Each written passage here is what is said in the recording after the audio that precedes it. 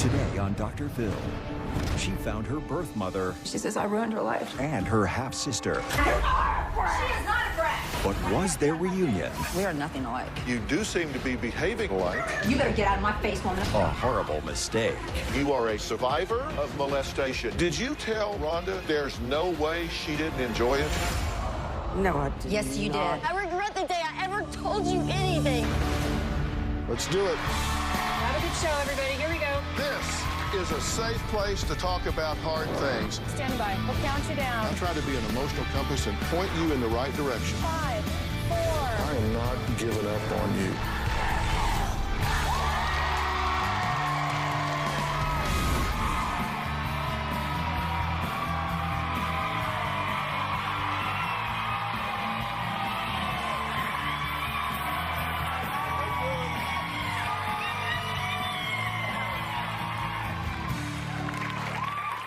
Well, my first guest, Rhonda, was placed for adoption when she was just 3 days old. She says she was raised by a wonderful family, had 2 younger brothers whom she loves and couldn't have had a better life. But all the while, she wondered, why was I placed for adoption? What made my mother decide not to keep me? Well, Rhonda's questions were answered when she turned 24 and was reunited with her birth mother, Terry. At first, Terry was thrilled to have her oldest daughter back in her life. But it wasn't long before things took a turn for the worst, and Rhonda found out something no child should ever have to hear. Terry told me that when she found out that she was pregnant, that she had a friend that was a pharmacist, and they tried to come up with some concoction to make Terry miscarry me. She became very, very, very ill, and that's how her mother found out that she was pregnant with me. She blames me. She says, I ruined her life. This is a woman that you have your entire life wondered about, and all of a sudden she's telling you what she wishes if she would have aborted you, and that it would have been easier on her if she would have just done that, or if I would have just died. Those are your demons, but she makes them mine. Although Rhonda says her relationship with Terry isn't what she hoped it would be, she says the one good thing that came from it was that she met Beth, the younger sister she never knew she had. They instantly formed an unbreakable bond that endures to this day. Now, you'd think Terry would be thrilled about their bond. Well, not so much. Beth and I, we have a blast together. We're sisters. I love Rhonda. She's my support. Rhonda has my back. My biological mom, Terry, and Beth's relationship is very dysfunctional. Beth has taken Terry's verbal abuse and she'll vent to me and she'll express to me how much it hurts her. 2 years ago, I moved closer to my sister. I feel like we both just still have been through the same things with my mom, so therefore we understand it a little bit more. We both just think that her behavior, it's irrational, it's not acceptable. I'm getting married September 24th, 2016. And at this point, I don't know if my mom will be invited to my wedding. Terry is very jealous of my relationship with Beth. Everything became my fault. I've corrupted her, I'm brainwashed her, I'm trying to steal her. My mom constantly says that Rhonda has warped that smart little brain of yours. And it's so annoying because I have a mind of my own. Well, the girls say ever since reuniting with Rhonda, Terry has been, well, she's just been a complete mess. I was 24 years old when I found my biological mother, Terry. For 20 years, it has been drama. You better get out of my face, woman. I'm telling you right now. I'm telling you right now, get out of my face. Get out of my face and go sit down right now. Then Terry will attack my sister. Shut up! She's always mad. She's angry, and I don't know what she's angry about. Yeah, because you think we attack you. You sit there and tell me I'm a brat. That you are a brat. She is not a brat. Yeah, she can be pretty mean to me. She can send me messages that are the meanest things you've ever heard somebody say. I will get a message that says, I hope you drown. I hate you. She'll say crazy things. I'm a brat. I think I'm better than her. She thinks the worst of me.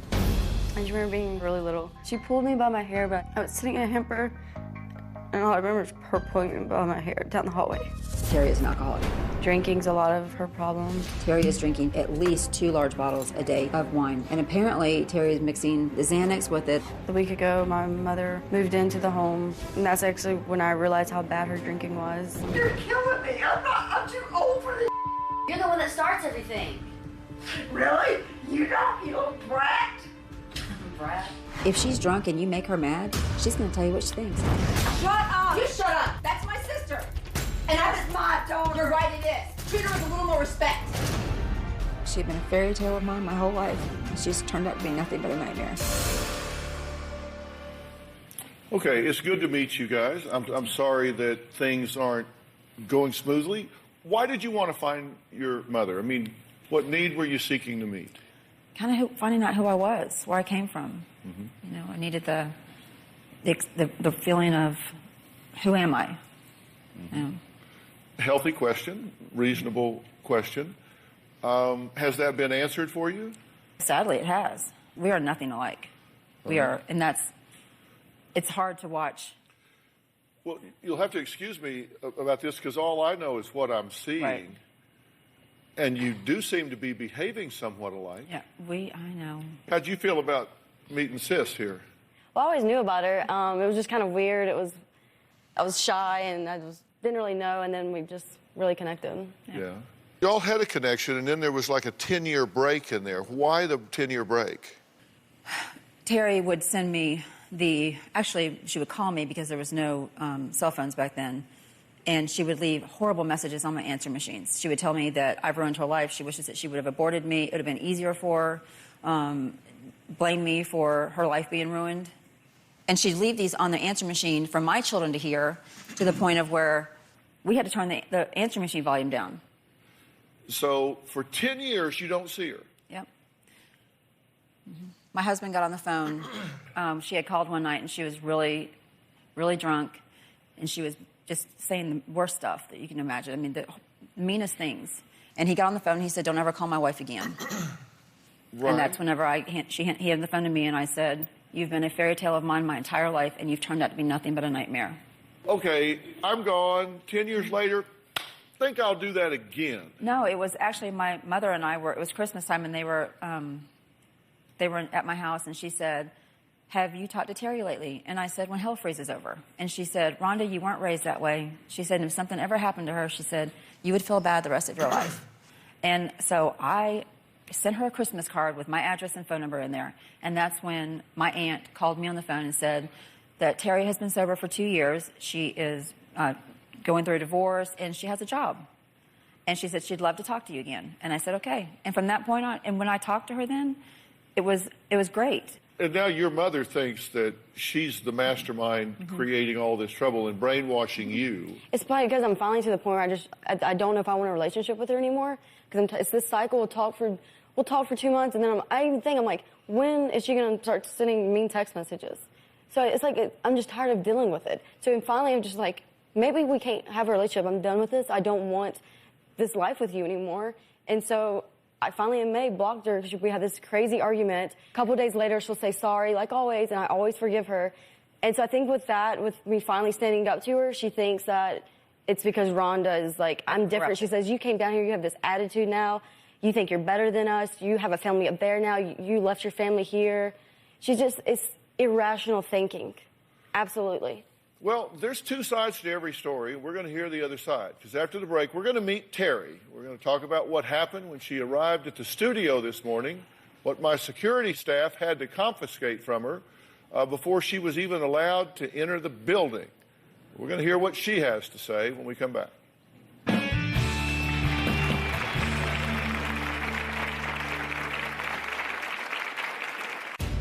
Beth and Rhonda gang up on me. Hey, shut up. No, shut up. When Rhonda came back in my life, I started drinking more. And later... I regret the day I ever told you anything. The reason anybody knows is because of you, and I regret it so much.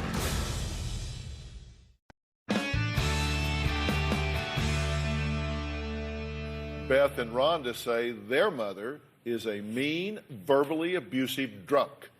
In fact, this morning, staff said on the way to the studio, she had an open bottle of wine and was drinking from Dixie cups that she had found in the hotel lobby.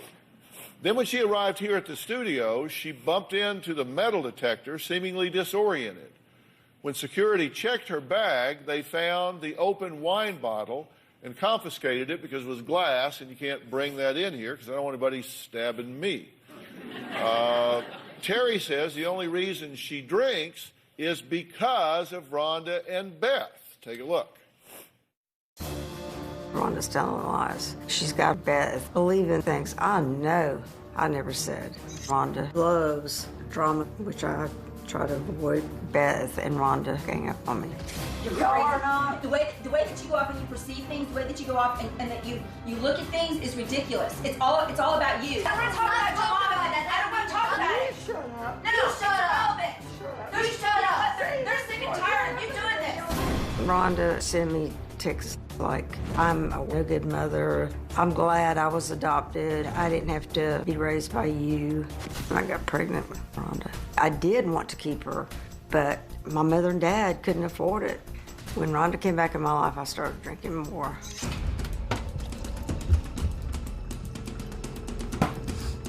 My wine's freezing.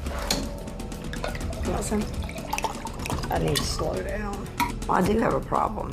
Rhonda and Beth both buy me alcohol. They know I've got a problem. Rhonda has made Beth more angry at me. She tries to put the blame on me. Rhonda's very manipulative. Beth's a follower, not a leader. Rhonda butts in, gets in between me and Beth. Beth allows her to do it, so. You know what? Respect is earned. Whenever you go off and you respect somebody, they respect you back. Really, Rhonda? Yes, really. Really? Yeah.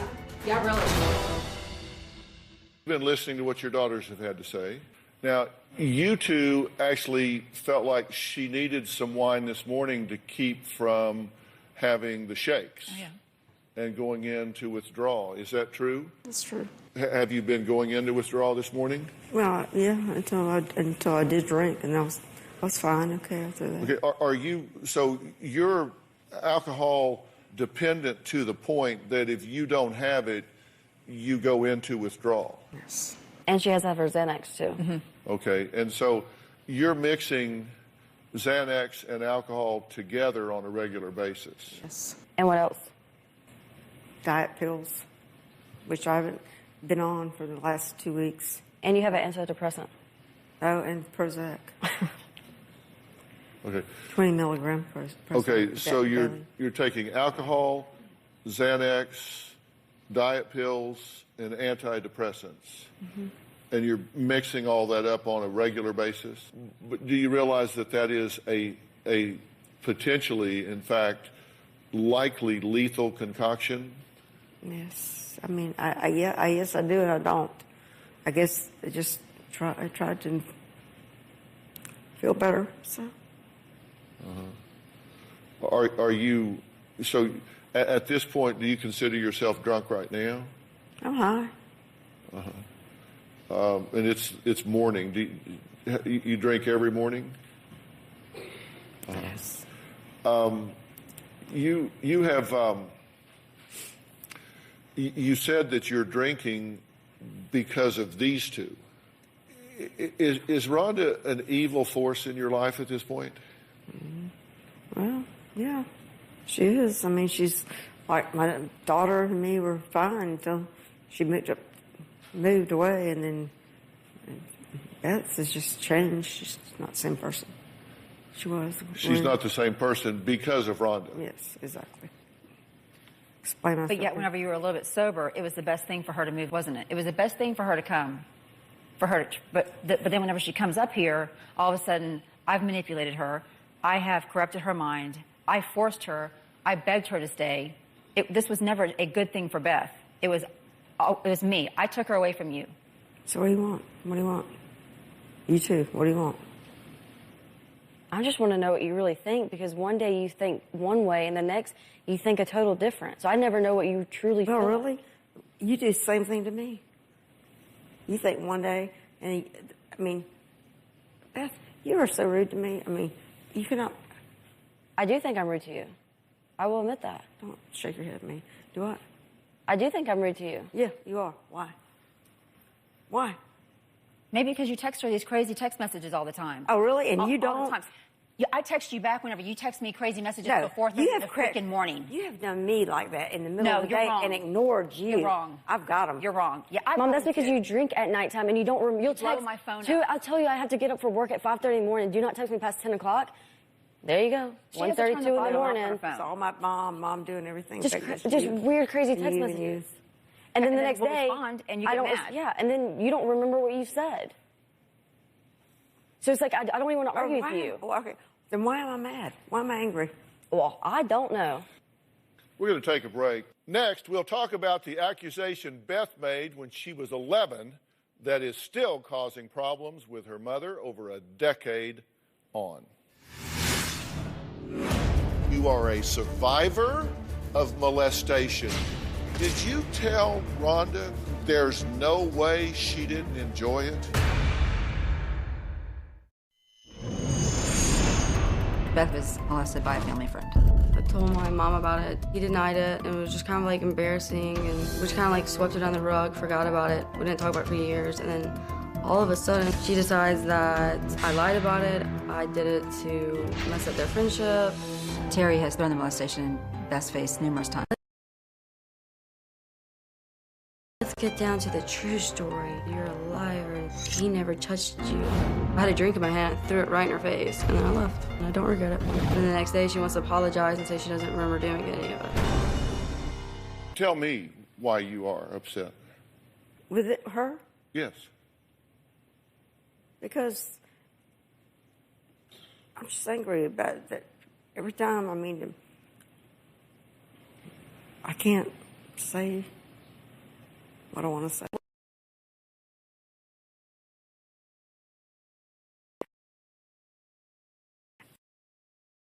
That's your child. Well, he is my child. Yeah, it is your child. Yeah, that's because one day I lied about it, and the next you believe me. One day you...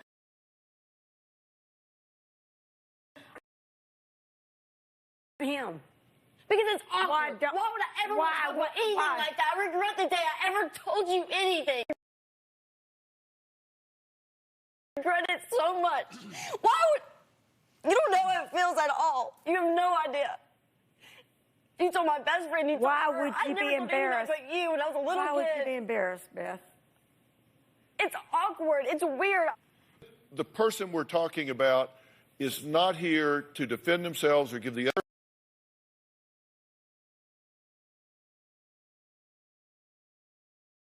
That is known to this family that you say molested you, and you confided that in your mother because your mother has a relationship with this person, correct? Correct. And you told us you did not believe her, and you said that to her, but then you said as things unfolded and you found out more, you discovered that it was evident that she was telling the truth. That's what you told us. True. Correct? Yeah. That you did.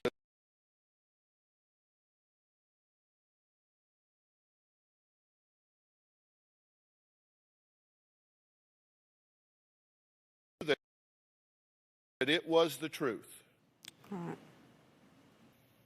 And now you're still being critical of the way she handled it or the way she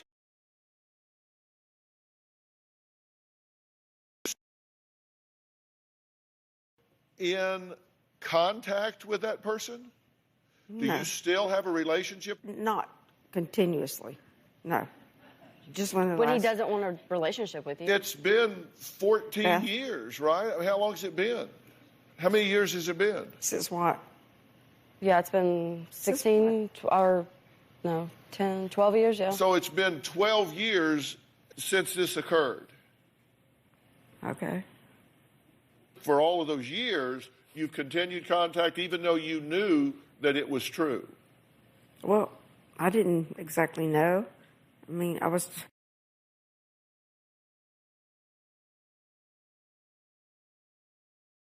Did you tell Rhonda there's no way she didn't enjoy it? No, I did Yes, not. you did. Really? Yeah, I Really? am enjoying... Did you ever say that? Did you ever No. think that? No. You didn't say that to Rhonda? No, I didn't. You didn't say that Rhonda to wasn't her even friends? there. She doesn't know what's going on. You didn't say that to her? No, I friends? did not. But you did continue the relationship with this person? Yes, I did. Does that seem right? No, it doesn't. Why did you do it? I wanted to believe it didn't happen. I really did. But you believe her one day, and then you call her a liar the next. Yeah. So you waffle on it. I do. I do. Whatever's convenient for her that day, whatever's convenient for that day. It's how it always is. It can be the same text message. In one text message, you're saying that she's a liar, and then you can scroll down. This ain't got nothing to do you know with what? me and you. This is my sister. It sure does. I know it doesn't. Then you should never have told me about it years ago, huh? Because you've got a big mouth, and all you ought to I do have is a big talk mouth. public. You're the one that told I'm the one that has a everybody. big mouth. You told come off and people, told too. I everybody. told you, and you only. And I regret it. I wish I would never told you.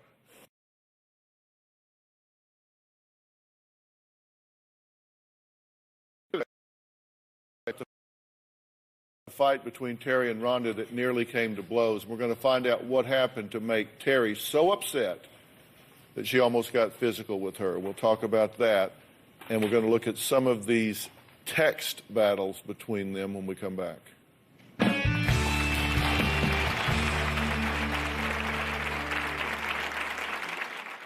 You sit there and tell me I'm a brat. That You are a brat. She is not a brat. You better sit your ass down. Don't you ever raise your fist at me.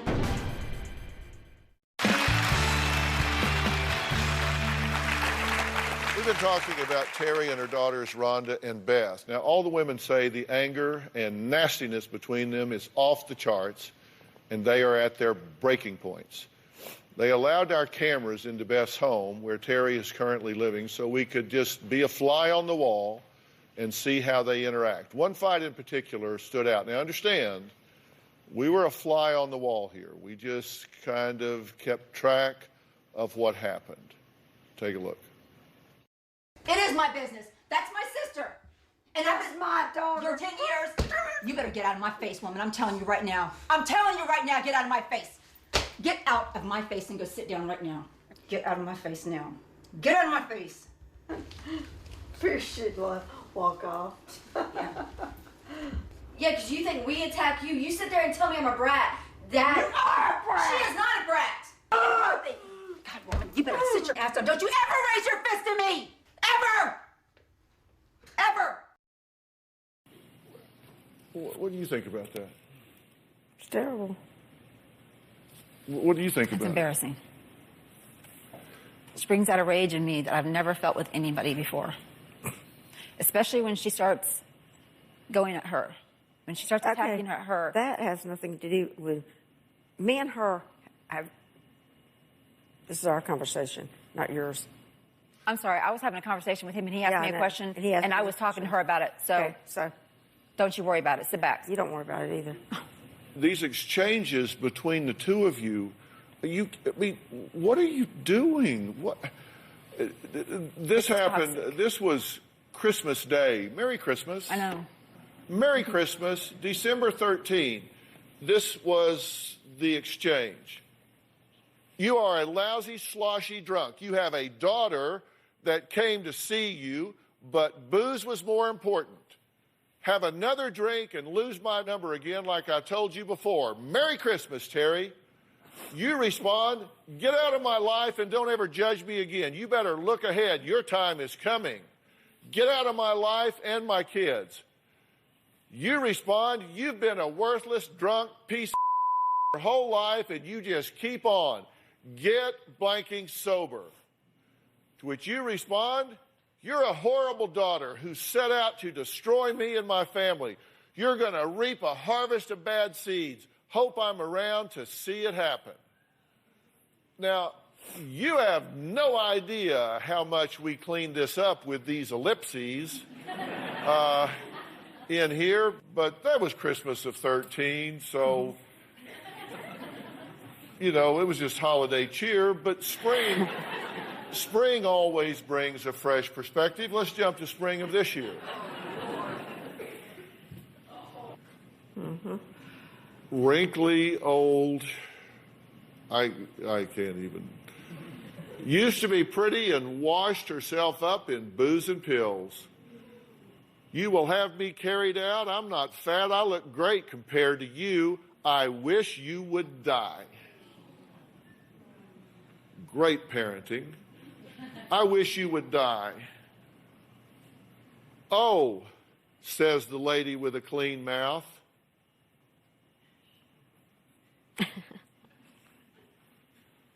"I regret the day I gave my mom the right to find you. You are just an evil, no good person." Now, spring does renew the spirit, doesn't it? We're all very excited about your wedding. Yep. That's because when somebody's getting married, then everybody puts everything aside and celebrates that. For that person, they put their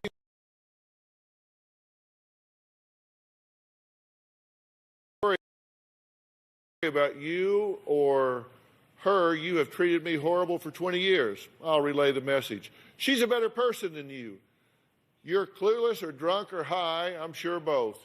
You poisoned my sweet daughter, stuck your fangs in her. I can't stand you. You are a conniving, sad, lonely person.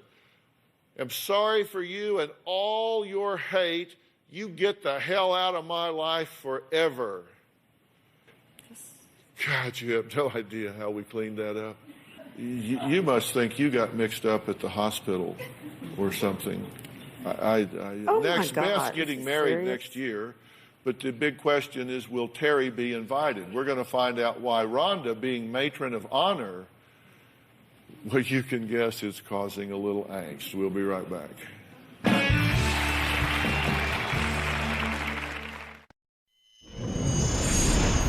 Since Terry's moved in, there's been a lot of drinking, a lot of arguing. The meanest thing that I've witnessed Terry say to Beth is telling her that she's worthless, that she's a brat.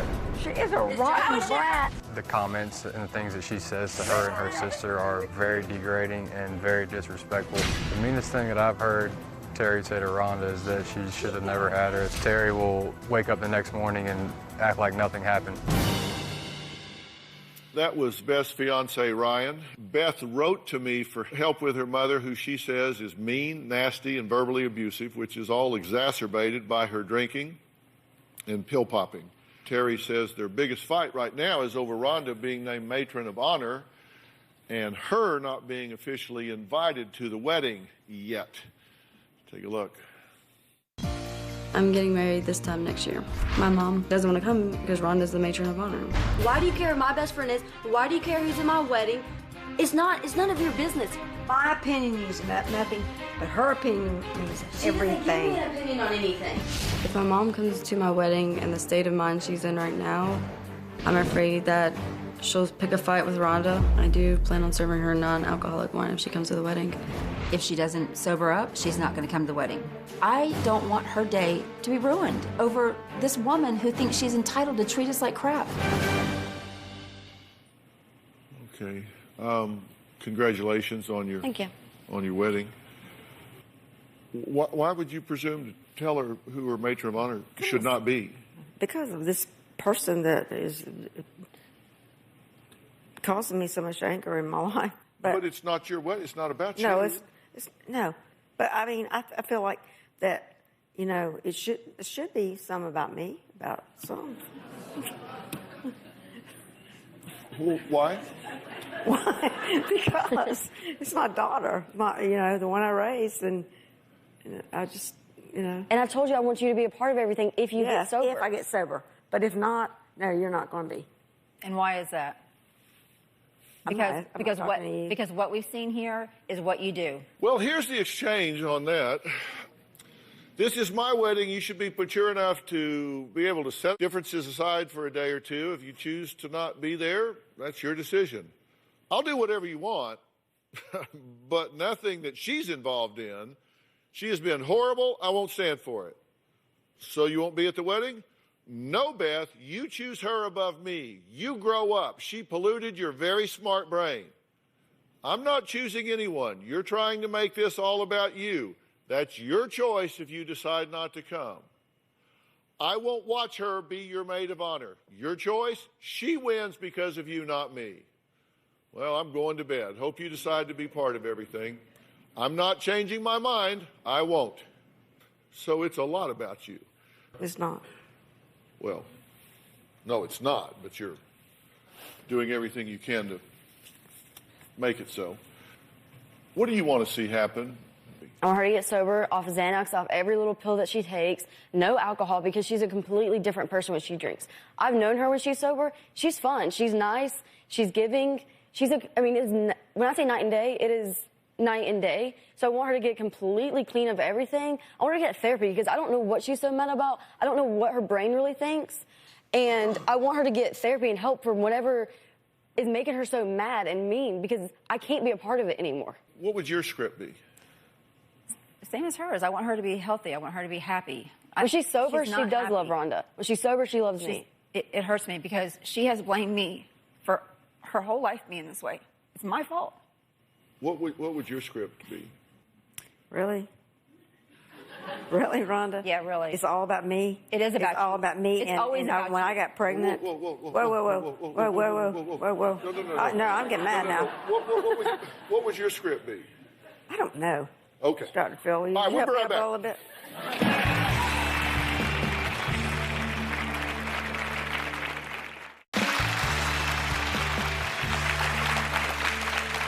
Just when we were going to break, I asked you what your script would be, and your response was, really?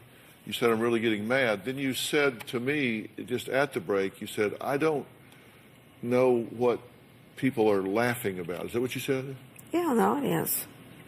That's what's so funny about it. I think, if I may be so bold as to speak for the audience, I think they're laughing at the absurdity of the positions that you're taking and the absurdity of your unwillingness to recognize and own your role and contribution in what's going on here. How am I doing?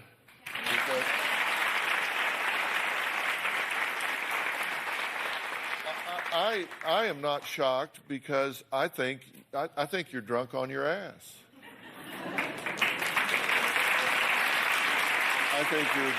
I think your brain is toxic with drugs and alcohol, and I think you have to remind yourself to breathe.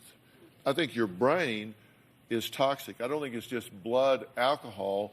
I think your brain at a cellular level is toxic for drugs and alcohol.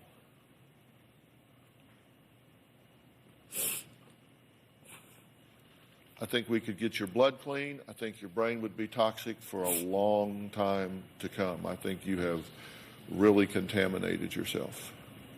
I think it is a long cleanup. I think it is a long dig out. I'm scared any day I'm going to be at her funeral. And I'm gonna hate that we fought my whole life. I just want it to be better. You what? You're going to hate what? I just don't want to be at her funeral thinking all we did was fight. I'm scared she's going to die. Well, that may very well be what happens if something doesn't change in the interim. But let me tell you something. What you're doing right now is not helping this situation, and it's not helping you. You have to take care of yourself before you can take care of others. And what we're doing now is we're being reduced to the lowest common denominator here. She's dragging everything down to its most base level and pulling out the worst of everybody because she is toxic. She is toxic in her brain. She is contaminated with chemicals and substances. So when you're talking to her, you're not talking to her. You're talking to a chemical version of her. And it's pulling the worst out of both of you. You're saying things that are unbecoming to you. You're saying things that are unbecoming to you.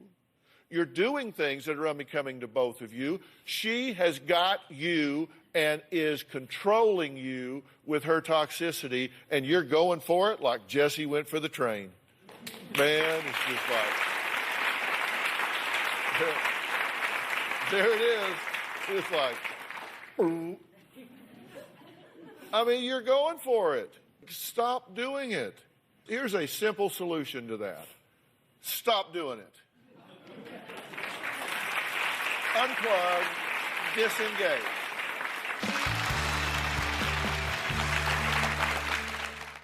You are a survivor of molestation. You have an open, gaping, oozing wound within you. It will contaminate your relationship when you get married if it is not healed.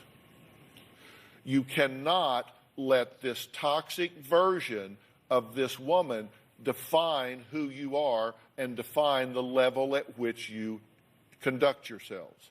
It is unbecoming. You are better than that. Do not do that. Stop doing that. Stop engaging. Don't jump up and get in her face and dare her to throw down. Come on, what are you going to do? Have a fist fight with your mother? Oh, great job. No, she charged at me. I don't. Then get out. Walk away. Get in your car and leave. You're a toxic drunk. You know that. Yes. You're taking pills.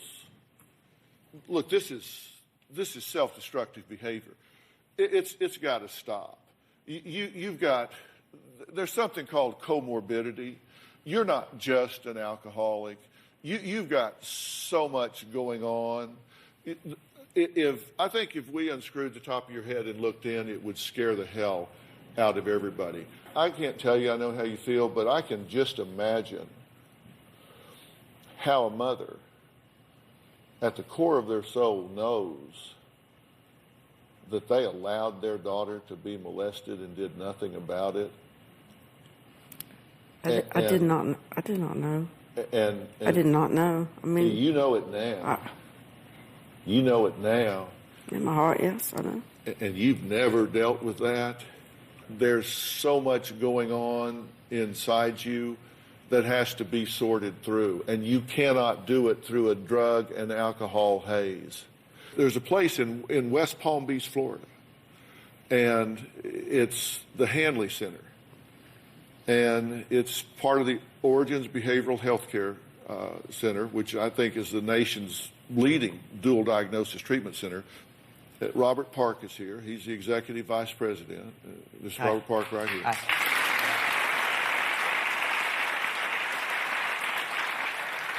I flew him in here today specifically for you because I believe your life absolutely depends on it.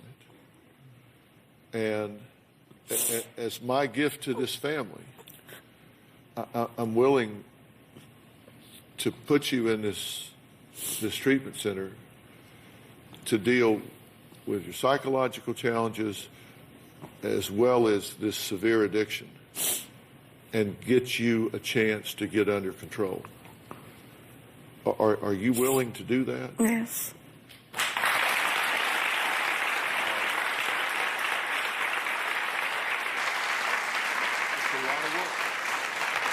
You guys support this, right? Yes. Right? Yes. And you very much need some very specialized help and care with what I'm talking about, with what you've been through. I don't want you to carry all of this baggage into your marriage. I want you to have a fresh start. Hit the reset button and decide who you want to be in your life. Don't you want that fresh start? Yeah. Can't talk. You don't need to talk. Thanks. You just need to hope. And we're going to get that done for you. A special thanks to my guest today, and particularly Robert Park and the team at Origins Behavioral Center, and particularly the folks at Hanley. We'll see you next time.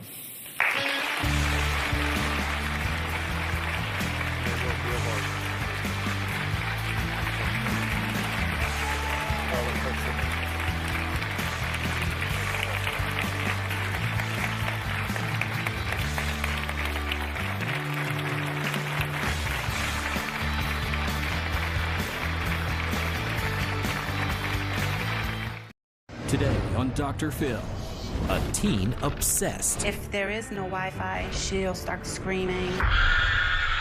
with social media. My phone's in my hand when I sleep. Are you looking at it now? Sorry. We have taken away her phone. Her reaction is extreme. I can't wait to see you on your deathbed. What would you do if your phone just went away right now? You'd freak? Let's do it. Have a good show, everybody. Here we go. This is a safe place to talk about hard things. Stand by. We'll count you down. I try to be an emotional compass and point you in the right direction. 5, 4. I am not giving up on you.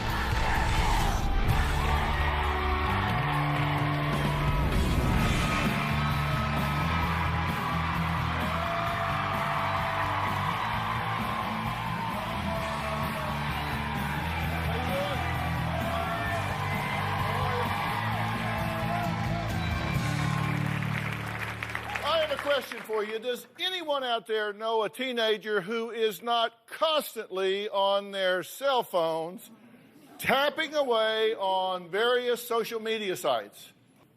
Meet 17-year-old Chloe, who admits that Facebook, Twitter, and Instagram are her best friends and the bridge to the people she thinks are her friends. Chloe's mother, Melanie, and stepdad, Danny, say Chloe is so obsessed with social media she'll have a panic attack if her phone battery dies or she has no access to Wi-Fi. Let's meet the girl who cannot breathe without her phone. I'm completely obsessed with social media. It's very hard to have conversations in real life.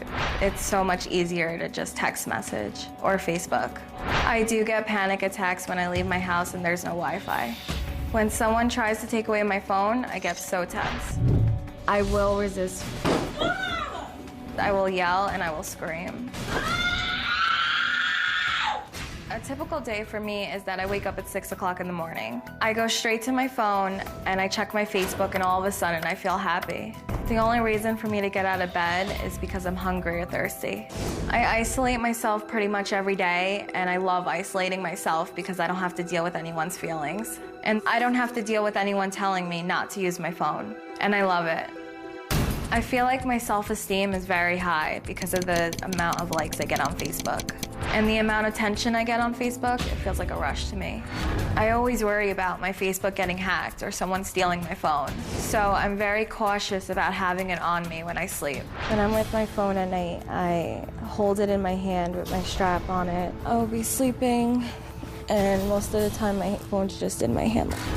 My biggest fear is that I won't be able to have personal relationships with friends, family. I need help. I want a normal life. All right, Chloe, it's good to meet you. It's nice to meet you. Now, you wrote to me. Yes. What do you think you're doing that is change-worthy? Well, I'm always on my phone 24/7, so it kind of feels like I don't think normal people are supposed to be on their phone so much. Yeah. And the fact that I can't go anywhere without my phone, and I really just, I can't do anything without it, because when it's not with me, I don't feel complete, and I feel very scared. That you have it with you now? Yes. You actually have kind of a strap to you. Are you looking at it now? Yeah. Sorry. Trying my hardest to keep it. Yeah, can I see your phone? Sure. Yeah. What would you do if your phone just went away right now? I'd probably cry. You'd freak? Yeah. Yeah. Thank you. Okay. Do you want it? Or, thank you. Yeah. And what's your payoff from being on this phone all the time?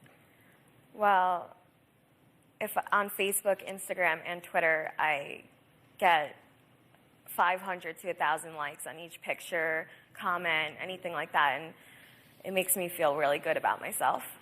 Okay, so your payoff is you'll post something up and you'll get 500 to 1,000 people that give you a thumbs up. Yes. And do you know these 1,000 people? No, I know probably less than 50 of them. And you have become addicted to their thumbs up? Basically, yes. You don't know who they are? No. Why do you think you're so dependent on their approval? They really feed my self-esteem. Before I found Facebook, when I was younger, and before I found that, I could post a picture and get a like, I never had a good self-esteem. I was always bullied in high school, so I have a very low self-esteem. So this is safe for you? The amount of attention that I have on Facebook or Instagram, it makes me have a high self-esteem. But if you don't get enough likes, you crash. That's true. Right? So is that high self-esteem, or is that vulnerability to whether somebody gives you the thumbs up? Yeah, I guess that, because it is high, like right now, but then if I don't get a lot of likes, it goes down. Did you try to get our Wi-Fi password? Yes. Did they give it to you? Yes. They did? Yes. Really? So my staff enabled you by giving you the Wi-Fi password. I think they know that I get really upset if I don't have it. Oh. So that bothered them. Well, I didn't tell them that. I just said, oh, do you have a Wi-Fi password? And they're like, yeah, here it is. Yeah, they probably didn't know the whole story. Yeah, because I wouldn't have given it to you.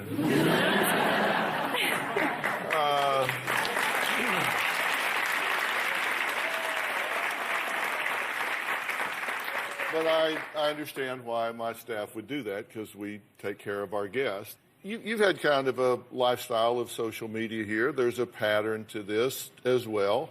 You got your first computer at 5. That's when you started working on a computer. Your first cell phone at 11. Your first Facebook page at 12. Mm-hmm. Your first boyfriend was an online boyfriend at 13. You joined Twitter at 15. You got 5,000 Facebook friends, 12,100 Twitter followers, and 14,000 Instagram followers. That helps your self-esteem, right? It does feel good that I can say that. I do not try to tell people, like, too much. I just, like, here's my Instagram, and they see for themselves. And I just feel powerful with it. Yeah, it validates you. Yes. It's like, I have this many followers, so therefore I must be worthy of following. And it gets me scared to think, what happens when I'm 40 years old and I'm not, as attractive, and I don't want to live like this, we just get along some way. But I won't get as many likes. Maybe. Yeah. What if you had really quality personal relationships with people that you really talked to, and they patted you on the back, or they held your hand, or gave you a hug, or actually knew you and cared about you? I would love that. I don't have that really in my life. Yeah. I feel like people online, it's just so much easier. I feel awkward talking to them. Do you know why you feel awkward? No. Would you like to know? Yes. I'm going to tell you after the break, and we're going to add Chloe's mother, Melanie, and stepdad, Danny. They say Chloe's social media obsession is just the latest in a long line of erratic behaviors their daughter has exhibited. So we're going to find out what that's all about. Is this just a passing thing? Will it be something else soon? And if so, what's she running away from? We'll be right back.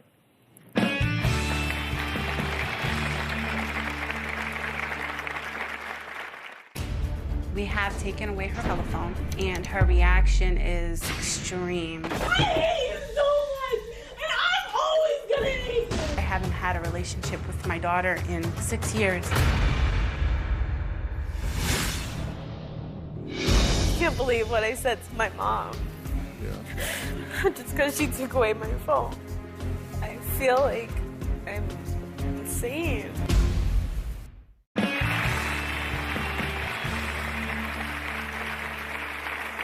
17-year-old Chloe claims she cannot breathe without access to Wi-Fi, so she can text on her cell phone and post updates of her life on social media.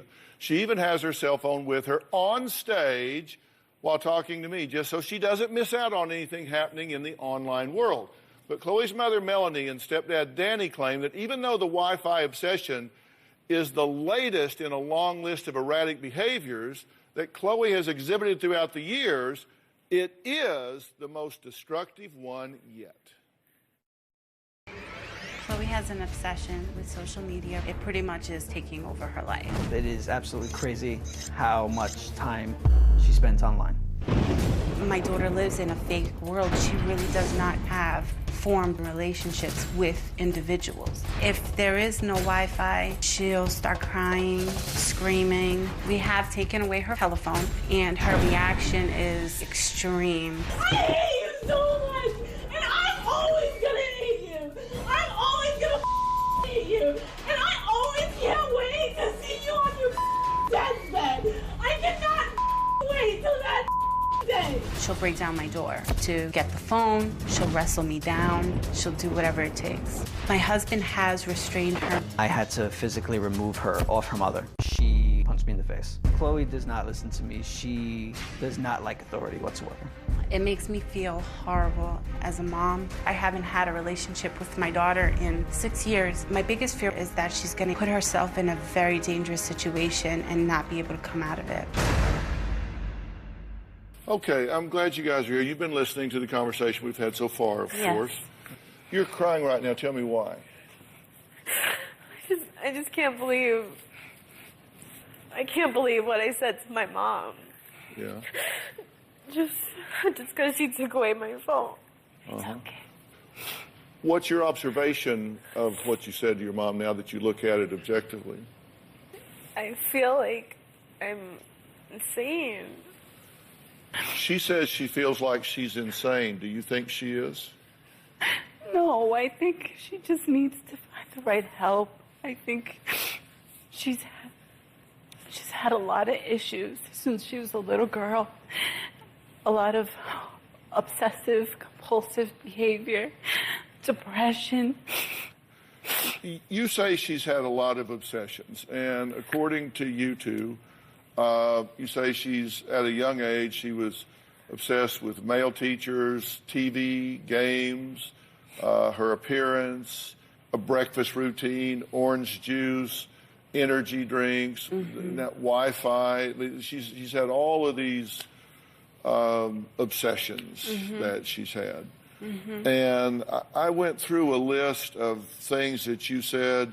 She's been diagnosed with OCD, bipolar, schizoaffective disorder, anxiety, depression.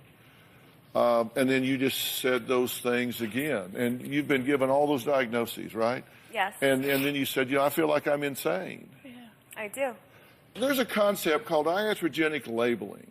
And I'm going to kind of oversimplify that for you, but an iatrogenic label is a label that can create more damage than that which it describes. Yeah. You know what I'm saying? It's a label that you put on somebody, and the label itself is so heavy and creates so many problems that it has more of an impact than that which it describes. So she's now been diagnosed as OCD, bipolar, schizoaffective, anxiety, and depression. Yes. And so she sits here and says, I'm insane. Actually, I've not diagnosed you. I haven't done a complete workup on you. We've asked you a lot of questions. I've reviewed a lot of records. You guys have been very forthcoming about everything. I would really like to hit the reset button here and start over, because just for my 2 cents worth, you seem like you got some really bad habits. Yeah. You seem like you got some really bad habits, and you get rewarded for some really bad behavior. And one of the things that I just believe strongly in this life is you just don't reward bad behavior. Is what you're doing normal? No. Yeah, I'll tell you how I define normal. Normal is just whatever doesn't interfere with healthy functioning and pursuit of goals. Abnormal interferes with healthy functioning and pursuit of goals.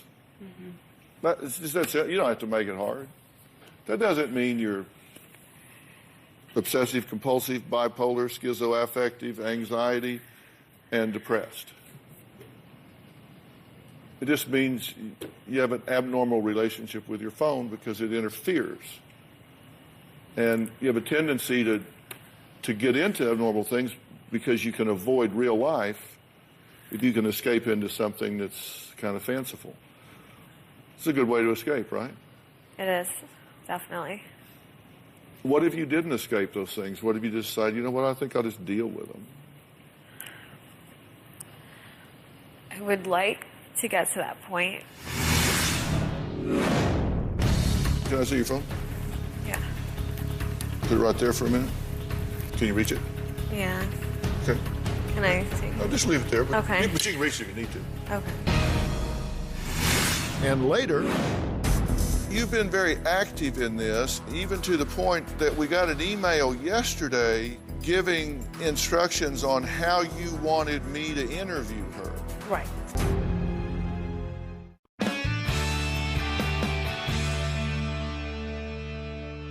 Can I see your phone?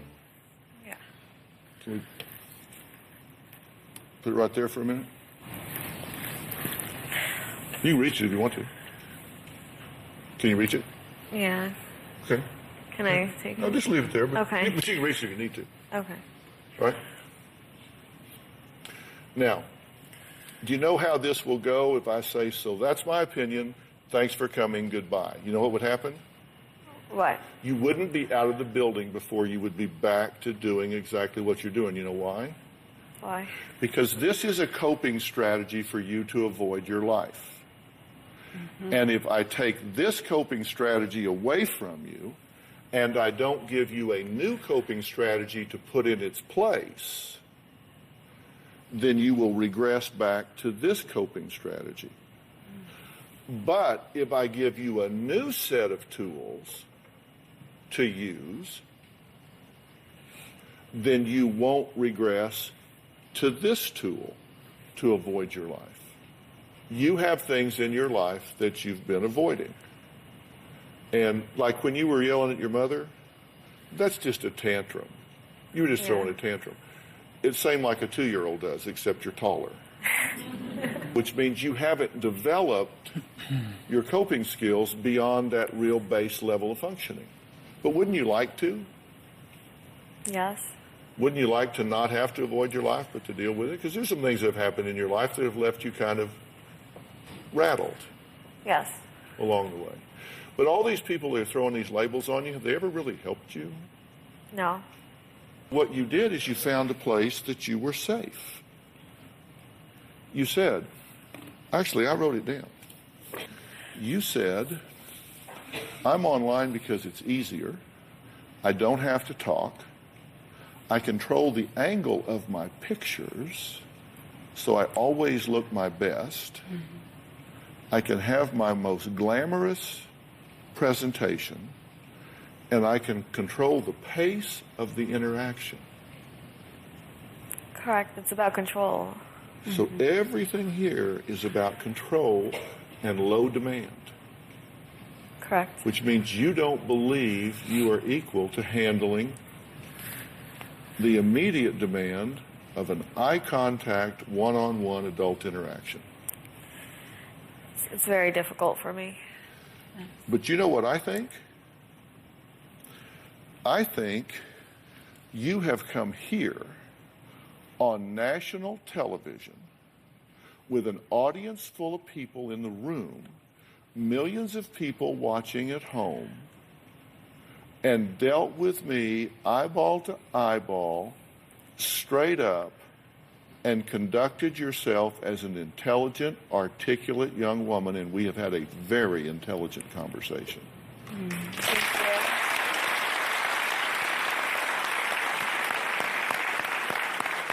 Very smart.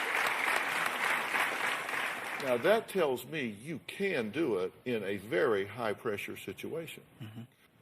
You've actually, in the last 30 seconds, haven't really obsessed about your telephone. You've been talking to me. Yes. And you weren't thinking about your phone, were you? I was, but No, it wasn't. but I mean, you weren't like freaking about it. No. You haven't been reaching for it. You haven't been. Because I want to respect you, and I know how important this is. Yeah, that's what I mean. Something took the place of that obsession, which means you can do it. And I've only known you 20 minutes. I know. So what does that tell you about you? that I can overcome this. Yeah. How does that feel? It does feel good. I've not diagnosed you, but I have to tell you, obsessive compulsive disorder, bipolar, schizoaffective, anxiety, and depression would not even be on my short list for you. Wow. It would not even be on my short list for you. I think you got some bad habits. I think you've required very little of yourself. I think you have some unhealed wounds because you've survived some things in your life that have not been attended to in a proper way. I think those need to be dealt with. You need to be given some new coping skills. And then I think this whole thing will look a great deal different to you in a short period of time. Definitely. And I will arrange that help for you if you want it. I do, of course. All right, we're going to move on. Next, we'll meet a mother who suspects her daughter has given away personal information online to strangers. I want you guys to listen to the next story. They've been listening to this one. We'll be right back.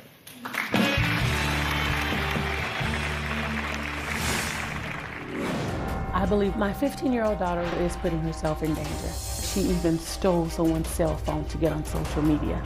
Every teen is addicted to social media. Gardendale mother is warning parents after an alleged sexual predator targeted her son online. Police say this is what predators do. Reach out, build a relationship, and then victimize children. Why is a 21-year-old talking to a 13-year-old? Sources say 27-year-old Daniel Berger used an online chat room to find his prey, a 13-year-old girl, then traveled more than 200 miles and abducted her right from the steps of her home. A Riverdale teenager had a close call with an accused sexual predator who showed up right outside her front door. The FBI wants your help. It's trying to identify hundreds of victims in a sextortion case. The convicted predator was sexually extorting 350 children in all. Hundreds of teenage girls victimized by an online predator. When we hand them technology, we're handing them a loaded gun. Today we're talking about the potential dangers teens face by spending most of their day texting and posting status updates and video on social media websites. Now, you've seen the headlines. Trust me, it's not just friends who are following and liking everything they do. The risks are deadly. That's why Charmaine reached out to me. She says her 15-year-old daughter is addicted to excessive cell phone texting and posting status updates on social media sites. She took away her cell phone 3 months ago after discovering that she was giving personal information to strangers. But all that did was cause the teen to steal another girl's phone, which in turn caused Charmaine to kick her daughter out of the house. My 15-year-old daughter has an addiction to social media. She is online every day. She has been given personal information to strangers online. I believe she is putting herself in danger. One day I took her cell phone and a gentleman was sending her inappropriate pictures of his genitalia. We've taken away any access to any device, and she's finding a way to get them by borrowing it from somebody. She's milking them out of their tablets, their cell phones. You're finding them in her room. She's getting them from people at school. She even stole someone's cell phone to get on social media. Tell me, what are you looking for? I don't know. I found out that she was also stealing from me, and that was the last straw.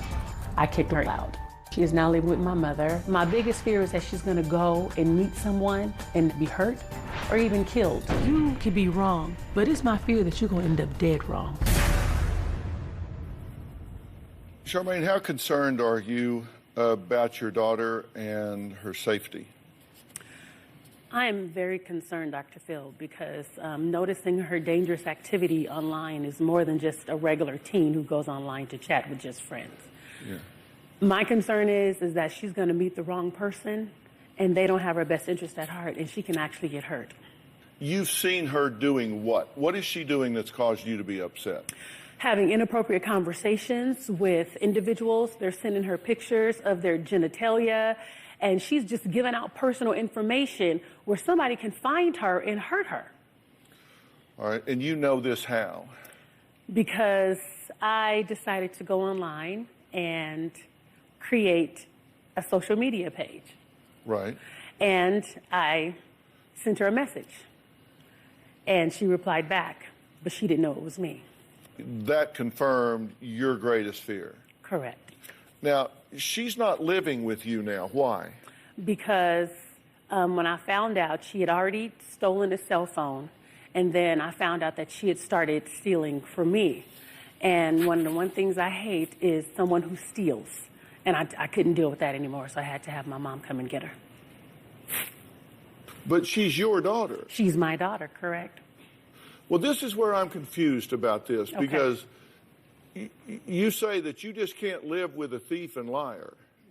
Correct. So I'm just thinking, okay, I'm sitting at home and I get a call from you and you say, hey, Dr. Phill, how are you? Oh, I'm pretty good. Say, listen, I want you to take my daughter. Why? Well, she's a thief and a liar, and I don't want to put up with that, so I think I'll dump her on your happy ass. Well, wait a minute. Why would you dump her on me if she's too bad for you to live? You're her mother.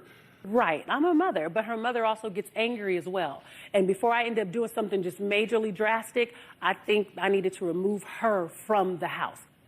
Okay, because I'm trying to figure out what the dynamic here is, because I want to try to help this situation. Okay. We got an email yesterday from you giving instructions on how you wanted me to interview her.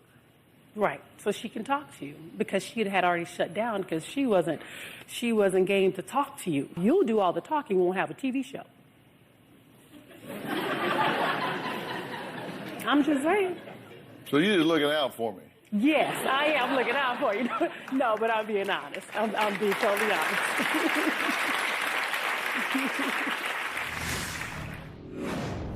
We interviewed you for an extended period of time, and I've listened to the entire tape, and you never mentioned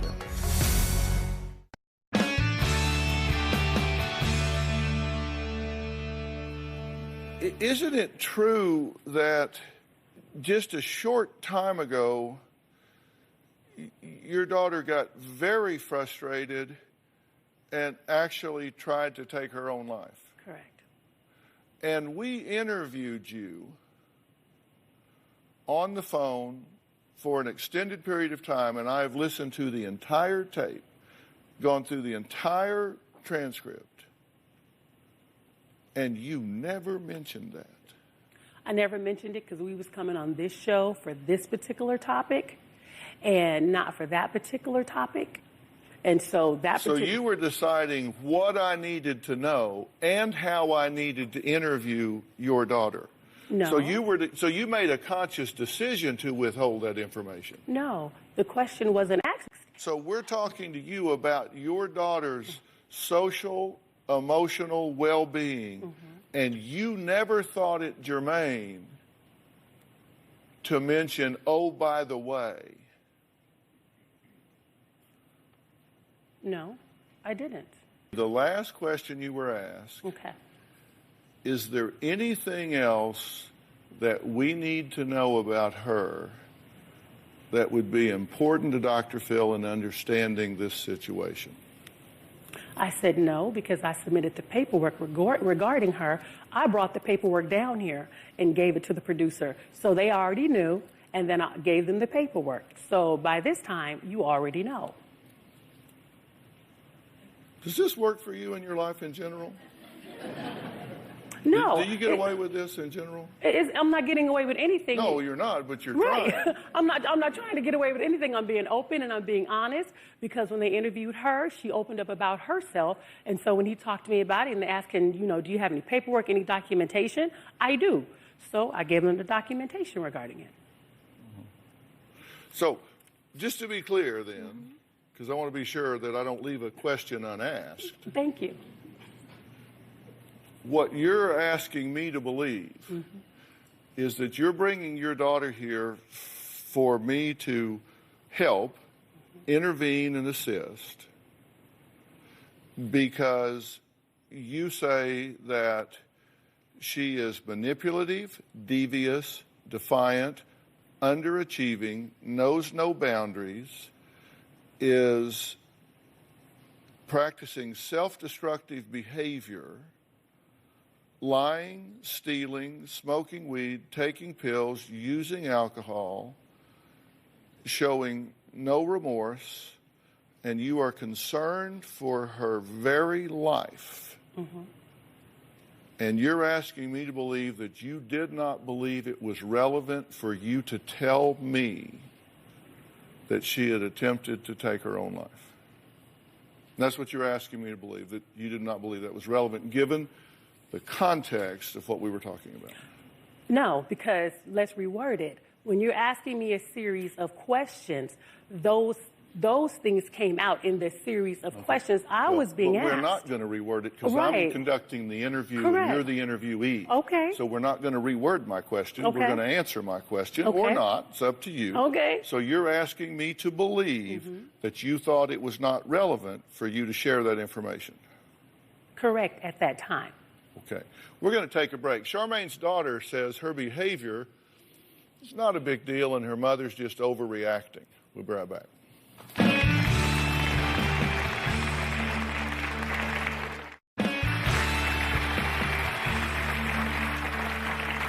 Well, Charmaine's daughter says she does not want to be on the show today because she says, look, there's nothing wrong with me.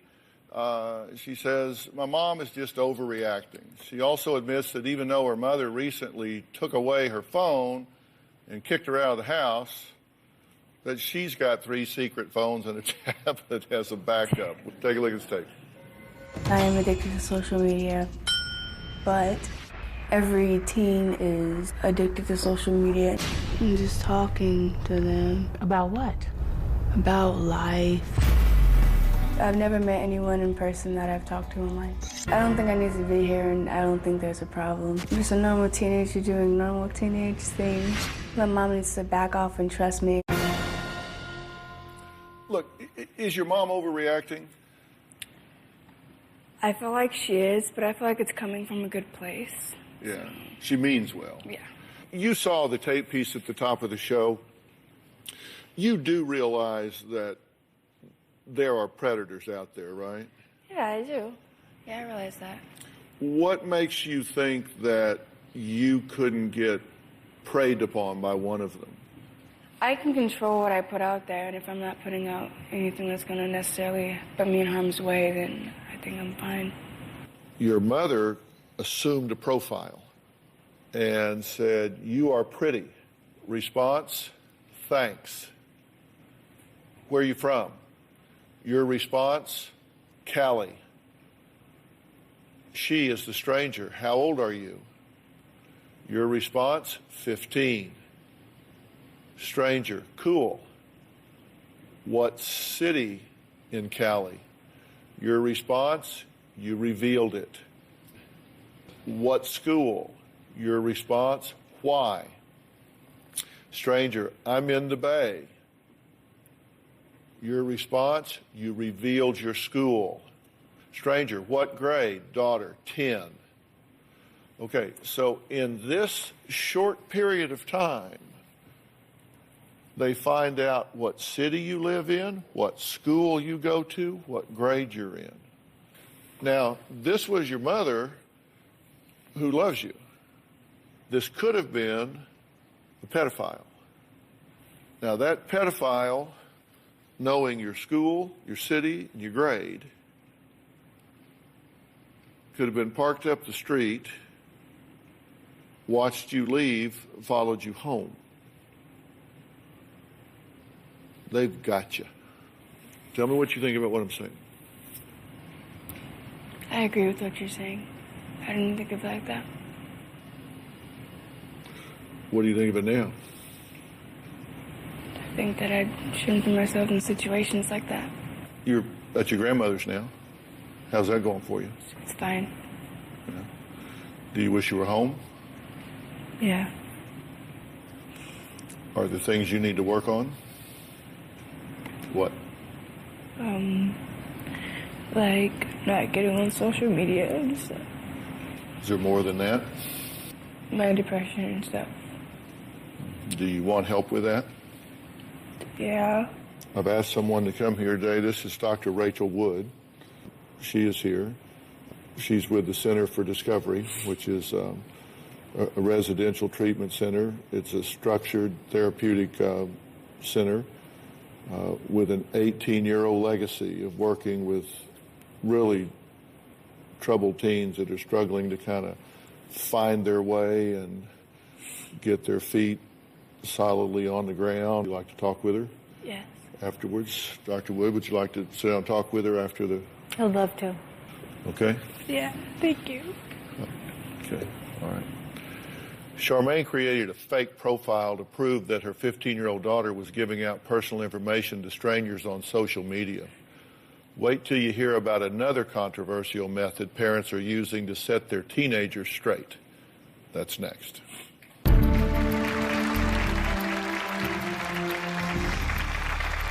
I made a fake profile on Facebook posing as a 15-year-old boy. I've been talking to these girls for the last 3 or 4 days, and today we're supposed to meet up. So right now I'm here with John, who's Juliana's father. We're gonna see if she's actually gonna come to the door or not.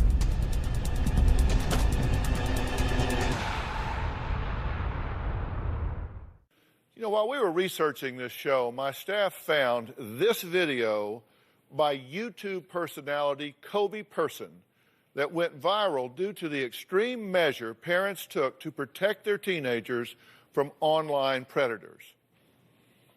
How easy is it for a pedophile to pick up an underage child using social media? Well, today we're gonna find that out. I made a fake profile on Facebook posing as a 15-year-old boy. With the parents' permission, I friend requested 3 girls, ages 14, 13, and 12 years old. I've been talking to these girls for the last 3 or 4 days, and today we're supposed to meet up. So right now I'm here with John, who's Juliana's father. We're gonna see if she's actually gonna come to the door or not. I'm outside, come to the front door. Juliana, get over here. Get over here. What's wrong with you? What's wrong with you? I'm sorry. How can you do this? You're 12 years old. This guy's 20 years old. You could have been raped and murdered. We already lost your mother. What would I do if anything happened to you? What would I do if anything happened to you? I love you. Don't you ever do this again. Children have the knowledge, but not the wisdom to use the power of the computer, to use the power of the internet. That's the problem. And parents, you need to get up to speed. Their phones are internet capable. Of course the computers are internet capable.